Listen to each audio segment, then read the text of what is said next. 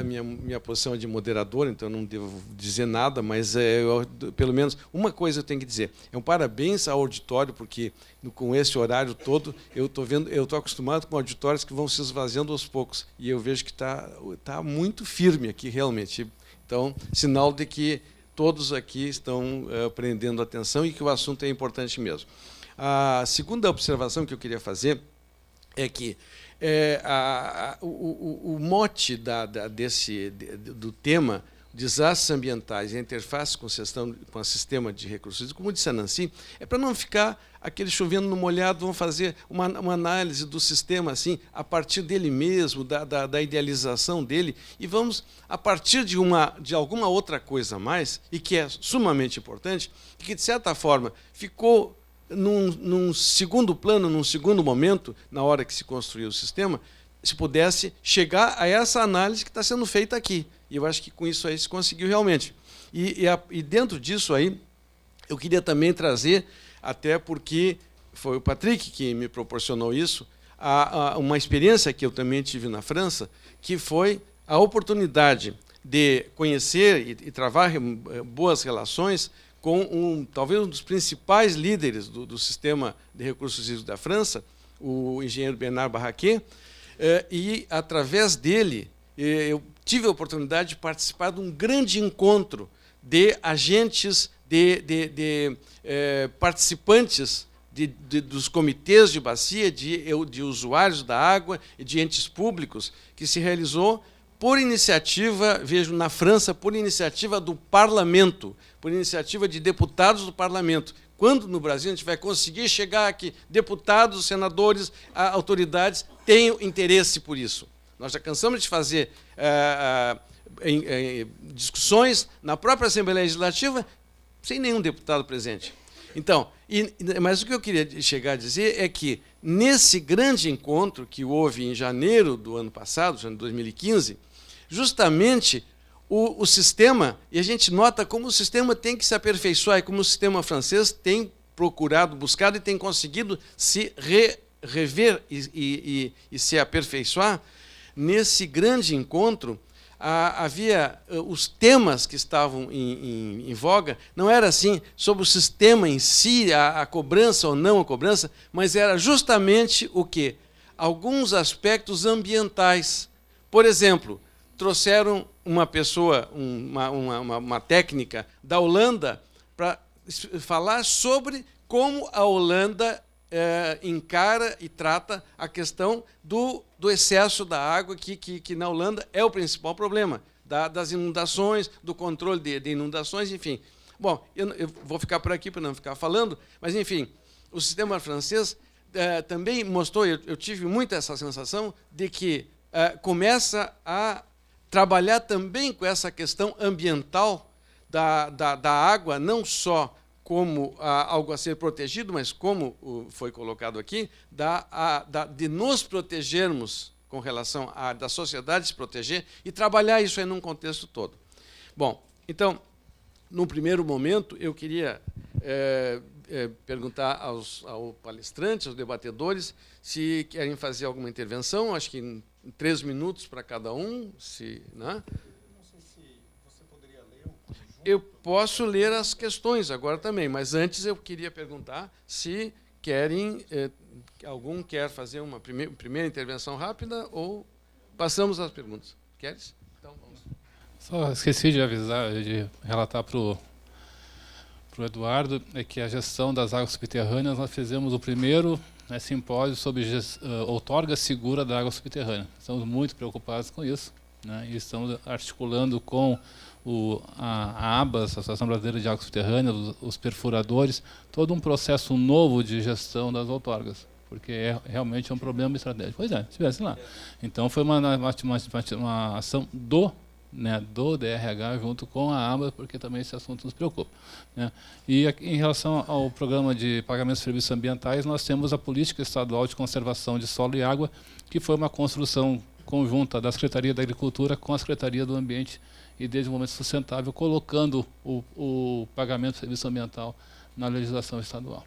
Então, estamos avançando nesse processo, sim. Pois não.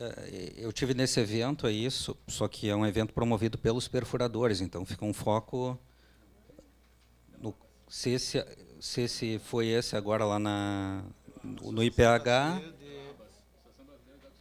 Sim, mas tinha basicamente o pessoal da perfuração lá, né? No dia que eu fui, né? Não sei.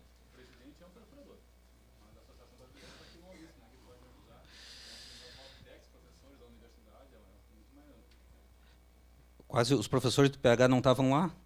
Só estava o diretor do IPH. Não tinha mais nenhum professor. Se tinha, era um. Bom, quando eu fui, não. Até eu questionei o diretor do IPH, ele disse que, inclusive, alguns departamentos receberam, outros não receberam, e aí não se comunicavam entre si. E, em relação a esse caso do PSA, do Pagamentos por Serviços Ambientais aí de Veracruz, nós fizemos o levantamento do Programa Produtor de Águas quando montamos o programa no ano passado, e não citava o caso de Veracruz, e também dos casos do programa Oasis, da Fundação Boticário, e também não havia nenhum caso do Estado do Rio Grande do Sul.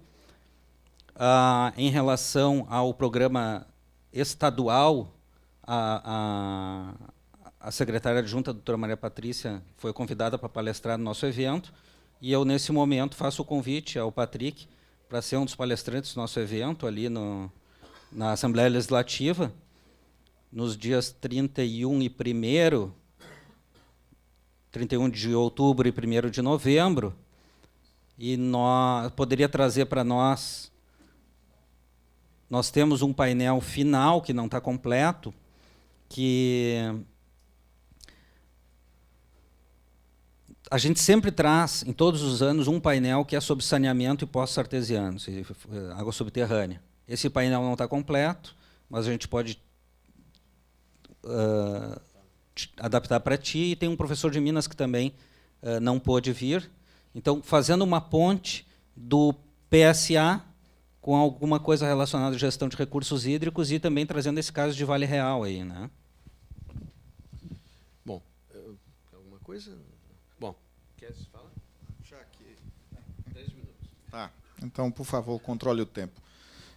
Já que todos falaram e fazendo aderência à proposição aqui do mote, né, da motivação aqui da palestra, com relação ao termo de cooperação do Ministério Público e a universidade, né, no ano passado foi assinado pela primeira vez, né, um termo de cooperação técnica entre o Ministério Público do Estado do Rio Grande do Sul e a Universidade Federal do Rio Grande do Sul. Eu estava presente, né, fui testemunha lá desse ato. Então, estamos sim numa rota de aproximação, tentando sempre a qualificação técnica, e isso, na missão institucional das universidades, né, caracteriza-se como atividade de extensão universitária. Então, estamos no cumprimento da nossa missão institucional. Com relação ao funcionamento das próprias agências, né, eu fico pensando a situação lá de São Paulo, os maiores comitês de bacia, inclusive com cobrança institucionalizada, foram incapazes aí de lidar de forma apropriada com a situação da falta d'água lá na cidade de São Paulo. Ora, a Sabesp é considerada a maior companhia de saneamento, talvez, da América do Sul. E não foi falta de aviso de natureza técnica, e sim um ano político, Copa do Mundo, eleição. Então, foi uma dominância de uma agenda política sobre uma dominância técnica. Isso foi o acontecido, já que 2 anos antes, em eventos lá, estava acontecendo isso. Bacia do Rio Doce. O Comitê da Bacia do Rio Doce, muito ativo lá nas suas mobilizações, também foi incapaz de prever a cena chocante, né, que o único ato misericordioso da cena, ali de Bento Rodrigues, foi que a morte foi rápida, por atropelamento de uma onda de lama. Então, quando eu estou me referindo a notícias boas, é efetividade, né? Que bom também, que eu também fico muito feliz pelo depoimento do colega, do Meirelles, né? Colega também, de muitos anos lá no IPH, que declarou que o DRH está ótimo. Pena que a situação, eu acho que temos vários funcionários públicos presentes aqui na audiência e, com certeza, nos assistindo pela internet, estão com o salário parcelado, né? Então, isso indica que a situação financeira do Estado tem, sim, seus problemas.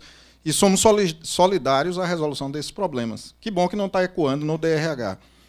Também fico feliz por ter proporcionado um momento de alegria ao Meirelles, né? Eu não sabia que tinha sido tão provocativo, fico muito feliz de ter proporcionado essa vingança tardia, mas que veio no momento apropriado. Não, excelente, excelente. Um minuto. Com relação à participação, né, o Comitê Sinos citado pelo Patrick também, então o elemento motivador foi sim a poluição coreiro calçadista, o movimento Reusler, né, mais antigo ainda do que o próprio Comitê Sinos, o próprio Graça aqui presente, com muita atuação lá, é mais uma organização social do que qualquer outra coisa. Teve o nome de comitê, foi o primeiro comitê de bacia institucionalizado. Por fim, a palavra cobrança, né, o momento, ou contra ou a favor, o momento político, né, da sociedade, lava-jato, lava-jatão, lava-jatinho, circunstância política, todo mundo pagando imposto, é mais a dificuldade institucional de colocar mais essa carga, uma palavra que tem até uma restrição psicológica. Pensando que o instrumento econômico é gerenciador de um recurso escasso, eu me atrevo a fazer um exemplo em 30 segundos e paro a minha contribuição. Pensando que o Banrisul, por exemplo, um banco público do Estado do Rio Grande do Sul, pensando que seguro e crédito agrícola são financiados também por bancos, pensando que comitês de bacias e seus planos, por exemplo, podem indicar que tem uma tecnologia de produção que produz muito sedimento, pensando que tem tecnologia para fazer isso, na hora da concessão do crédito ou seguro agrícola, eu posso induzir mudanças do comportamento, fazendo com que a assinatura do crédito ou seguro agrícola esteja condicionada à adoção de bons comportamentos ambientais, com limite de rentabilidade, ou seja, a taxa de juros que eu vou pagar sendo um pouco menor. Ninguém vai perder dinheiro, ao invés do banco ganhar 100, ganha 90. Continuo ganhando dinheiro e induzo a modificação do comportamento. Só que, ao invés de ter um chicote na parte de trás do cavalo, eu tenho uma cenourinha lá na frente, né? Então, eu chamaria isso do uso do instrumento econômico como indutor de mudanças ambientais. A gente terá mais chance de debater sobre isso. Obrigado. Vou aproveitar e pegar o microfone na passada. 3 minutos. Primeiro, concordo, se pudesse mudar esse nome de cobrança por contribuição, será muito melhor. Acho que é isso que tem que ser. Na França, se chama redevance. Redevance é redoar uma coisa, então não tem essa conotação de cobrança. Segunda coisa, em São Paulo, não é diferente do Rio Grande do Sul. A dinâmica de criação dos comitês foi de baixo para cima. Hoje tem um comitê nas bacias PCJ, por exemplo, né, onde tem o sistema Cantareira, e tem outro comitê na região metropolitana de São Paulo, né, que é principalmente o Alto Tietê. Né, e então esses dois comitês, um está acusando o outro. Né? Alto Tietê, eles do PCJ não estão preservando para a gente receber uma água boa. No PCJ, eles de São Paulo estão roubando nossa água e não querem pegar uma cobrança. Essa dinâmica de nós e eles e nós, numa coisa que não deixa de ser uma bacia hidrográfica, e toda a unidade hidrográfica do Tietê, e tem uma interdependência enorme entre as duas. Pensando nos engenheiros da França, teria sido uma agência de região hidrográfica e um comitê de região hidrográfica. Então, eu me atrevo a dizer que no Brasil, em muitos lugares, a gestão não é feita por bacia hidrográfica, ao contrário do que se ensina nos livros e nas universidades. Rio de Janeiro, a região metropolitana não está no comitê do CEIVAP. Recebe a água do Rio Paraíba do Sul, mas não está no comitê. Então, são nós e eles e nós. Essa dinâmica de integração não está acontecendo. Então, era essa a contribuição. Eu acho que é uma pena, no caso de São Paulo e da SECA, não ter tido mais visibilidade, mais possibilidade de atuação dos comitês. Acredito que essa questão da escala geográfica seja fundamental. Não estava, o interlocutor, o comitê, não estava na escala adequada para poder tratar desses conflitos. Essa é a realidade. Mas essas questões de seca, de enchente e de desastres ambientais são, muitas vezes, uma porta de entrada muito eficiente para falar com a população, porque é isso que preocupa no final, muito mais do que gestão de recursos hídricos, qualidade, quantidade no cotidiano. Obrigado. Eu estou preocupado aqui porque, com as perguntas que nós temos aqui, daria para fazer umas 4 ou 5 palestras mais. Enfim, a minha obrigação, meu compromisso é... Vou ler as perguntas. Eu acho que eu vou ler todas as perguntas, né? Embora sejam diferentes. Tem mais uma chegando ali. Então, desse jeito, nós não saímos daqui hoje. Hein? Eu acho que agora vamos parar de... Ou melhor, quem quiser mandar perguntas, pode mandar, mas aí deixamos para ser respondidas, talvez, por e-mail, alguma coisa assim. Porque, realmente, aqui está difícil. Eu peço desculpas a quem não mandou ainda, mas realmente é impossibilidade. Bom, eu tenho uma pergunta aqui. Qual o peso do tratamento inadequado do esgoto cloacal que o tratamento inadequado do esgoto cloacal tem no processo de mau uso da bacia genérica e qual o peso da indústria tratamento ineficiente dos efluentes? É uma pergunta do engenheiro Alfredo Bandeira. Uma outra pergunta, que esta é de um histórico do sistema, que é o Ivo Lessa. Em um estado que chove mais de 1.400 milímetros por ano, isto é, mais de 1,40 m por metro quadrado, falar em enchentes ou secas, não deveríamos falar de barramentos e acumulação e barramentos para controle das cheias? Outra pergunta, sim, por favor, do Diego Arnes, para o professor Bulhões. Como entende a participação da Defesa Civil na gestão de desastres socioambientais, desastre natural, resultante da inundação no âmbito local e regional, e principalmente regional, a bacia? Depois, Jorge Alberto Schmarz pergunta: estes painéis da engenharia estão trazendo resultados de aproximação e sinergia entre as áreas envolvidas nos debates? Exemplo, poder público, universidades, governo, sociedade, sindicato. Acho que isso é para ser respondido depois pelo próprio sindicato. Acho que estão. O processo de renaturalização, para o promotor Viegas. O processo de renaturalização das águas tende a ser aplicado amplamente no Brasil. Rios como Mampituba, em Torres, foram alterados na sua foz para favorecer o acesso de barcos pesqueiros, os quais garantem a economia local.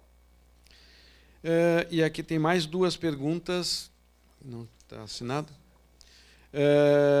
Desastre ambiental diferente de desastres naturais. Desastre ambiental corresponde à ineficiência da fiscalização do setor público, ou então, ineficiência na fiscalização profissional quanto à qualidade da engenharia. Como resolver este impasse? A outra, em 2005, Contro São Paulo elaborou, deve ser uma entidade, né?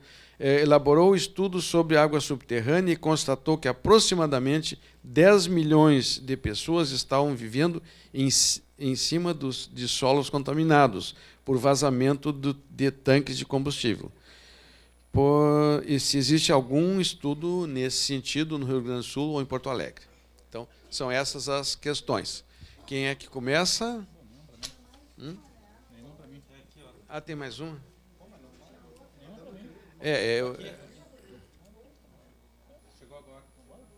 Bom, tínhamos parado. Então, tinha alguém lá que estava escrevendo. Então, é essa aqui? Bom, então tá. Então, chegou a ver.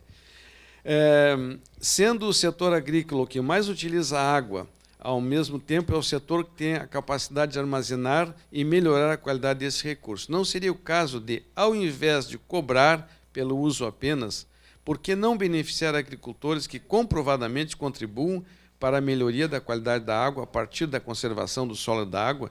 Joelma Mulik. Tá? Bom, são essas as questões. Agora cabe aos debatedores. Quem é que começa? Pode começar? Também vamos tentar ficar em torno de 3 minutos. Tá bom. A não ser que o Patrick pegue o microfone no meio do caminho aqui, né? Então, bom, peso do tratamento de esgotos domésticos e esgoto industrial. Nos anos 80, inclusive, um dos elementos motivadores da criação do Comitê dos Sinos foi a poluição de origem industrial. Com o fortalecimento dos órgãos de fiscalização ambiental, eu diria que hoje, na realidade do Rio Grande do Sul, o esgotamento industrial é um item bem controlado. Tivemos aquele episódio em 2005, da mortandade de peixes, veio boiando, mas, no geral, é bem controlado. Por quê?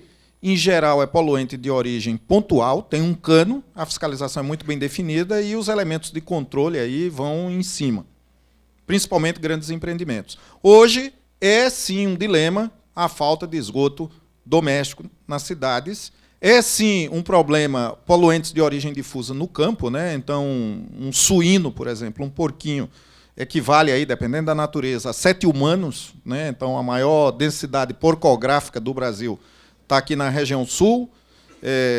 Se eu pegar a população suína do Brasil e dividir pela área, dá 3 porquinhos por quilômetro quadrado, o oeste catarinense vai a 600, lá perto de Concórdia, né? Tem o Centro Nacional de Pesquisa em Aves e Suínos, é exatamente ali a maior densidade.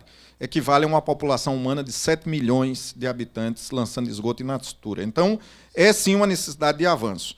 Com relação à quantidade de chuva, o Ivo provocou ali, né, tanto chuva como seca, o que é o Rio Grande do Sul? Uma riqueza incomensurável em água, é uma Ferrari que a gente ainda está aprendendo a dirigir, né?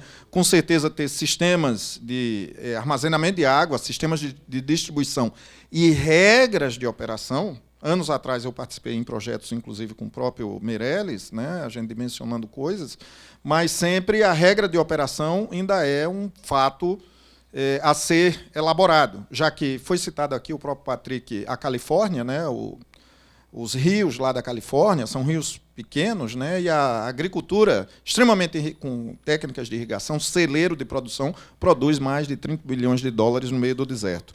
A participação da Defesa Civil com relação com a inundação, né, no âmbito da bacia, foi a pergunta do Diogo. Eu digo que ninguém é dono da verdade, eu tenho um monopólio da verdade, a exemplo, e você é um praticante, né, participante lá do Comitê da Bacia. O Comitê da Bacia fez termos de cooperação e convênios de cooperação com as defesas civis, está aqui os seus representantes, e eu digo que a resposta a problemas da sociedade requer a participação da sociedade, né? Então, as soluções de lá, eu vou responder a pergunta que der, então, eu estou respondendo aqui da maior brevidade possível.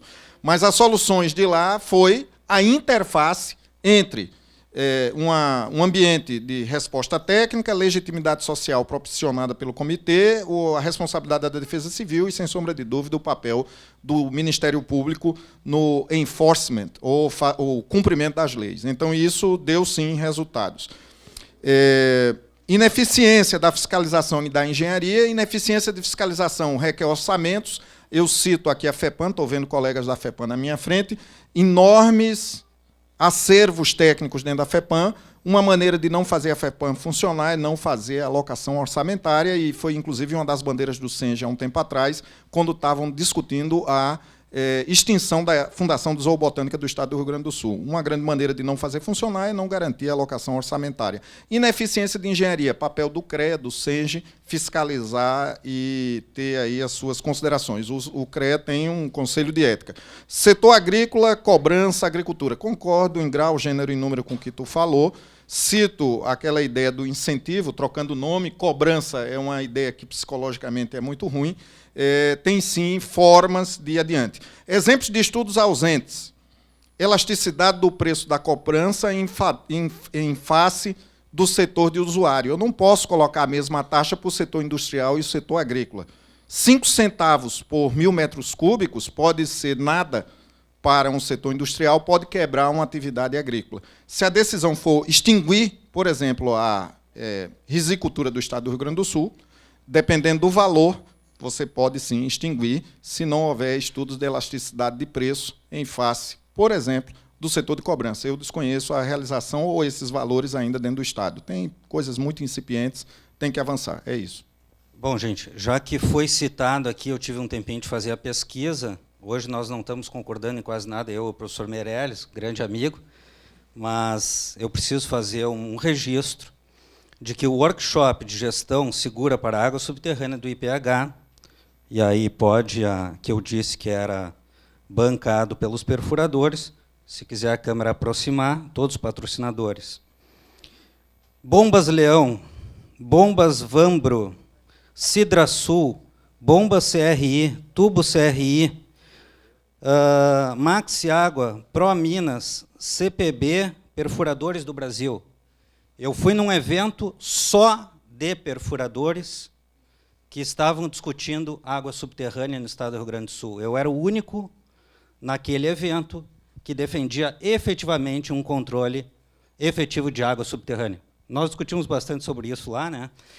Mas, enfim, só para fazer o registro, trouxe os apoiadores de um evento como esse. Então, embora seja um evento do Estado do Rio Grande do Sul, com apoio da RH, etc., quem bancou, quem financiou, foram os perfuradores. O processo de renaturalização das águas tende a ser aplicado amplamente no Brasil. Bom, na nossa bacia, e em Torres particularmente, eu sei que a situação é similar, mas na nossa bacia a tendência de renaturalização se dá por conta de um problema ambiental específico que se deu, que é a erosão na bacia, na calha da bacia. Então, não é uma coisa que vai se dar amplamente, só vai ser feita essa intervenção por uma necessidade. Bom, o fato do evento ter sido apoiado pelos perfuradores só nos enche de orgulho, né? Trazemos todos para discutir a gestão das águas subterrâneas. Agora, não quer dizer que tenha havido nenhuma interferência dos perfuradores nas discussões técnicas que ocorreram lá e o evento foi promovido. Sim. Não, eu não era. A Abas se colocou lá como Abas, o Leão falou também, então não há. Mas eu não vou entrar nessa discussão, porque eu acho que não vai nos levar a nada, Eduardo. Infelizmente, se quiser apoiar os eventos, serão muito bem-vindos. Bom, né? Nem tu era perfurador depois. Bom, em relação à questão da reservação de água, o governo fez um decreto, né, favorecendo o processo de outorga e licenciamento dos reservatórios de água, né, porque nós temos uma linha se preparando, então a ação do governo foi no sentido de, sim, vamos reservar água, né, porque a reservação local é muito importante, mas a grande aposta é a conservação de solo e água. E aí sim nós temos a previsão do pagamento por serviços ambientais, seguindo, né, o produtor de água, né, em relação à defesa civil. Dentro do projeto de gestão de risco de desastres, a defesa civil tem um papel fundamental, né, aí como um agente o executivo dessa política. Então, o principal agente executivo dessa política é justamente, né, o que nós temos hoje, né, o Conselho Estadual de Proteção e Defesa Civil. Sim, estamos amarrando as políticas de maneira, né, ainda leve. Então, uma palavra em relação à cobrança, talvez uma informação que não se sabe muito bem aqui no Brasil, mas que é fundamental, é que no exemplo da França, de cobrança, o efeito incitativo da cobrança não é pelo valor da cobrança. O valor da cobrança na França não é suficiente para ser um incentivo econômico, não é. O principal efeito incitativo é pelos subsídios distribuídos pelas agências de bacia a partir da cobrança. Então, quando se pensa em incentivo, e quando se pensa em cobrança, não basta pensar, vou cobrar, de quem vai cobrar, quanto eu vou cobrar e tudo isso.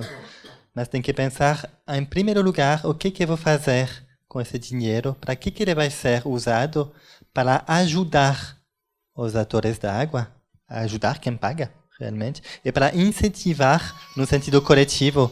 Mas esse incentivo não é porque fulano vai pagar mais do que fulano, é porque a gente vai desenvolver programas que vão permitir mudar os padrões, que às vezes está funcionando dezenas de anos em padrões. O caso da agricultura é talvez o mais óbvio, mas os outros também, inclusive de saneamento municipal. É através do subsídio que a gente vai incentivar o município a atuar de tal ou tal maneira. Muito rapidamente, uma das perguntas que ficou para o Senji, geral, né? Nós, todos nós, a sociedade gaúcha, não estamos no mundo ideal. Estamos bem longe do mundo ideal. A única coisa que a gente não pode abrir mão, eu não sei, inclusive, onde é esse mundo ideal. Com certeza não é na Europa, nem na Ásia, nem na Bahia. Eu fico pensando que o mundo ideal é onde todos nós estamos, né? Porque eu estou aqui, nós estamos aqui, todos estão lutando por um mundo ideal. A única coisa que eu não abro mão é lutar por um. E uma das perguntas foi com relação à efetividade de todas essas ações. Ora, o fato de estar nesse horário com todos aqui realmente é impressionante. Isso é um resultado bastante efetivo, dada a natureza do tema. Bom, então, agora sim, acho que nós estamos com uma erosão muito grande já do público, né? É um fenômeno de vazamento já, que é difícil de controlar, mas é bem natural pelo horário, e acho que a permanência, né, é bastante grande ainda. Eu só reforço, porque tu te referisse a essa última pergunta. Esses painéis de engenharia estão trazendo resultados de aproximação e sinergia entre áreas envolvidas nos setores. É exatamente essa a finalidade, uma das principais finalidades desses painéis. E como exemplo concreto, eu posso dizer que os painéis anteriores eles estão tendo seguimento. Então, a partir do que nós temos aqui, nós temos, com relação, por exemplo, a questão da defesa do pré-sal brasileiro, o sindicato está participando de ações, está participando do Comitê Gaúcho do Pré-sal, está participando dessa campanha. Com relação à dívida pública, agora, no dia 29, não sei se você vai falar, vai falar. Temos um grande evento aí, muito importante, que não trata só da dívida pública, mas da previdência que interessa a todos nós, que se não quisermos, os mais novos ter que se aposentar com 70, 80 anos. Os outros já não tem, como eu, não tem mais problema. Finalmente, também esses painéis eles terão continuidade com um próximo painel que vai se referir a empreendedorismo e um outro painel que vai se referir a segurança alimentar e agricultura familiar. Com relação a esse, de uma forma mais específica, eu posso dizer que uma das ações a dar continuidade será através exatamente dos 18 representantes do SENGE nos comitês de bacia. E na interação desses 18 representantes com os seus próprios comitês, com os colegas da categoria, e com as outras e com o próprio sistema de um modo geral. Então, o SENGE certamente vai continuar atuando junto ao Departamento de Recursos Hídricos, junto à universidade, junto ao Ministério Público. O SENGE vai continuar presente neste assunto, sim. E a partir de hoje, do que foi dito aqui, certamente muita coisa vai ser aproveitada e podem ter certeza que realmente é um ponto de partida para novos esforços em função da gestão dos recursos hídricos no Rio Grande do Sul e no Brasil. E muito obrigado a todos pela paciência, pelo interesse, e especialmente, muitíssimo obrigado a todos vocês 4 que deram essas contribuições realmente muito importantes. Bem, em nome do sindicato, então, eu agradeço não só ao nosso palestrante, aos debatedores, ao nosso mediador também. E a presença de vocês até esse horário. Só complementando o que o Graci colocou, e respondendo à pergunta, sim, o Bulhões também já colocou, esses painéis têm resultado, sim, em várias ações, aproximações, interação entre as diferentes instituições, inclusive com a sociedade em geral. A cada painel, como foi dito, resultam grupos de trabalhos, inserções em determinados ambientes, em levar proposições, seja para o legislativo, seja para o judiciário, enfim, para os executivos. Hoje mesmo só, a gente não conseguiu hoje abordar, porque nós iríamos ficar aqui mais não sei quantas horas, mas durante a tarde de hoje, nós discutimos um decreto que trata da questão da isenção de dispensa de outorga, que é um debate que nós temos que fazer, né? Então, Com certeza, a partir daqui, nós já vamos providenciar algumas reuniões aqui com a minha amiga Rejane, com o Pugatti, que está questionando essa questão, com o Fernando, enfim. Sim, a ideia, e se concretiza, é transformar algumas coisas que nós identificamos como carentes de mudança nos diversos setores. Estou olhando aqui o nosso colega também do Conselho Técnico, que eu já convidei, o Mogli, que é o especialista em mobilidade urbana, que é outro tema altamente crítico, e faremos um painel e reforço, dia 1º de setembro não é um tema específico, é a questão do empreendedorismo. Os jovens, tem muitos jovens aqui que serão novos empreendedores, convido a vocês estarem aqui junto com o Sebrae, que é nosso parceiro. Voltando à campanha da fraternidade, eu faço aqui também um convite, o Senge é apoiador da campanha, né, que se associem a isto. O evento da transparência na Assembleia Legislativa vai tratar, então, desses assuntos, aberto gratuito ao público o dia inteiro, 29 agora de agosto. Com patrocínio da Assembleia. E ali na saída vocês têm o nosso catálogo de cursos, tá? Que convidamos também a que vocês conheçam o nosso programa de qualificação. Tá? Agradeço a todos. Quem veio pela primeira vez ao sindicato, que retorne. Os que retornaram significa que já conhecem a nossa atuação.